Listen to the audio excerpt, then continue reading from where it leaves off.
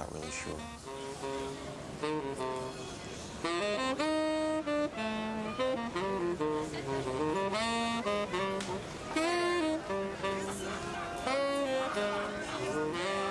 It's a long run distance. It's a long run for you out there. We're on the outside Armsteg, which is on the edge of the red light district in Amsterdam. About 3 years ago, an S&M club was started by an S&M mistress who had a good idea. Her name was Gerda. And she was pretty well known in the scene and had a few friends, and together they came up with this, G-Force. How are you? Okay. Good to see you. Yeah, great. Well, Hey, people.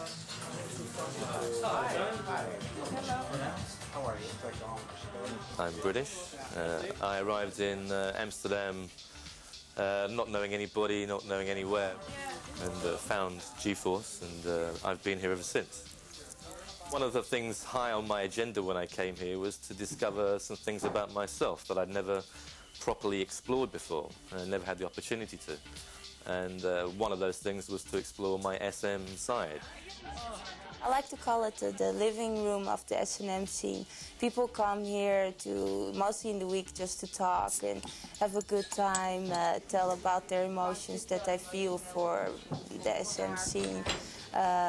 Sometimes it gets very kinky and people get excited and they use our cellar and they do all kinds of stuff down there. So this is the G-Force cellar basement. Well, Jerry, if you would come down to be so friendly for me, we'll do some explanation of all the toys and all the things we got here in our basement. This rack originally is used for when the bed isn't here. You can open it up and put somebody behind it, and then you close it, and you can leave them and go upstairs for a nice beer or a nice drink or cup of tea. You relax, you come down again, and you take your little slave person, man or female, take him out, and you can put him on the bed and like spank him a little bit, something like that. When I came in contact with SM the first time, I was 18, and my boyfriend at the time was very dominant, and I didn't understand it all very well. But I grew up from being a submissive person to a domina, and now I'm a full-blown domina, you know. And we got here the shower, and Jerry, if you want to sit down, please, darling. You can put Jerry a little bit more down and give him a nice shower and clean him or whatever, do some P-sex or water sports, like we say here in Amsterdam. Jerry, it's been used centuries ago for very mean purposes, as we like to use it for more playful ones. So, Jerry, if you'd be a good slave boy, if you would go in. And careful for your head, darling. So now, as you can see, Jerry cannot do very much. So I could like spank him anywhere I would like. I'm a pervert. I quite happily wear that badge of a pervert, and most of us do. We're healthy perverts, okay, because we've found some way of expressing that side of ourselves healthily with other people who are mutually consenting and also getting something out of that themselves. And it's a game. It's just a game. Men do like this toy a lot, and I think if you move it, you know what I mean, why men do like this. They don't have to do so much work, do they? Well, this is the domina chair, it's called. And if you got a good, willing slave, he'll put his hands between here where this bar is. Well, use your imagination and things could go on for quite a long time. Don't judge, because you don't know. You weren't there, you have no idea why this person is here, what God wants out of their life, or what they're going to do, so who are you to judge? I saw my uncle die of spinal cancer when I was young, and I swore, watching him die, that I was not going to check out that way. I know the regrets killed him more than the cancer. He was so caught by the decisions that he made that he couldn't unmake, and the things that he always wanted to do but never did. And I said, you know what, I may go out regretting the things I did, but I am not going to go out regretting the things I didn't.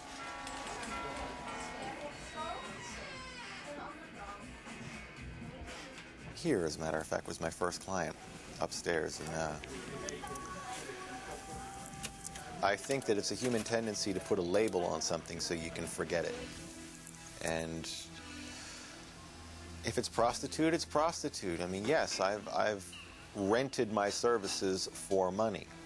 But if that's what it is, I mean, we talk about it sexually. I know people who really feel more of a prostitute themselves for what they have to do for money and has nothing to do with sex than most of the people in my business.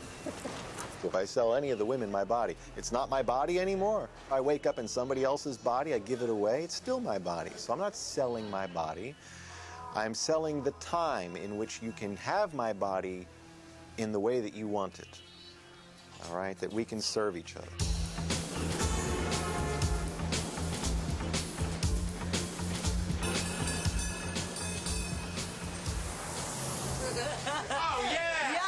Normally we have very high heels. Yes, only for pleasure at home. But this one's is a little bit longer, that you can walk the whole evening, the whole night, the whole morning. You can do everything with it. This is special for a woman, or two women, or bisexual women. Just go inside the breasts. You can pump it. It's small. You can only walking like that. You've been fast. You're walking. It's a new one for the separate men. You put the penis inside, and you're not alone. The whip with the penis on. So many girls like the whip with the penis on. Yes, up. And they have special hips. You put it inside. Then you can pump it. And pump it. And pump it. And you can make it bigger and bigger also. I'm starting this shop. So many people liked it. I liked it. The people ask me, how you call your shop? I said, it's my life and nobody else. My life. I'm traditional in certain ways. A little slap and tickle, a little exhibitionism, voyeurism, things like that. It's nothing unusual. I don't do anything in the bedroom that most people don't. I was surprised that women have their own little network. If they had a really good time with me, it was more than likely that one out of however many of my clients would actually call a friend of hers and recommend her to me for whatever reason.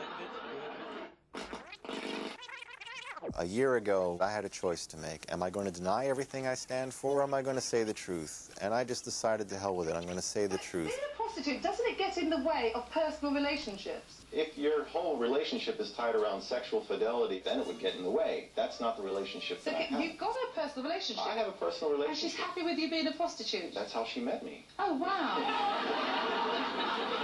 That's all this week. We'll be back next week. Till then, bye.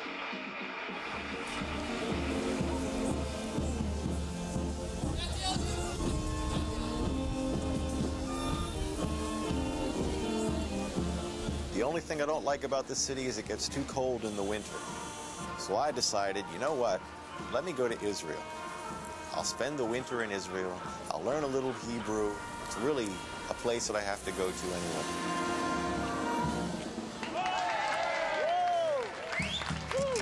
Well, I went to Israel in 1981.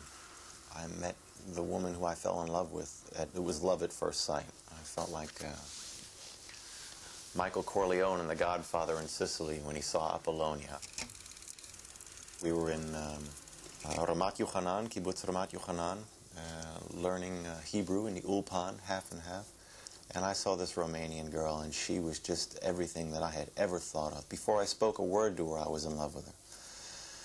I called my mother about 3 months later after we had fallen in love, and I told her, listen, I found this woman that I really, really want to marry. Oh, where's she from? Well, Mother, she's Romanian. A gypsy! You're going to marry a gypsy? Don't get her pregnant. I don't want to hear about it. And she hung up on me. Well, a couple years later, my daughter was born. And I think the last time I heard from my mother on the phone was 1991. I had just left Israel. I'd just come here and told her I'm here in Amsterdam, wished her a happy holiday. It was actually Rosh Hashanah. And sent her a big long letter, told her everything, and said, please write me back. never got a letter.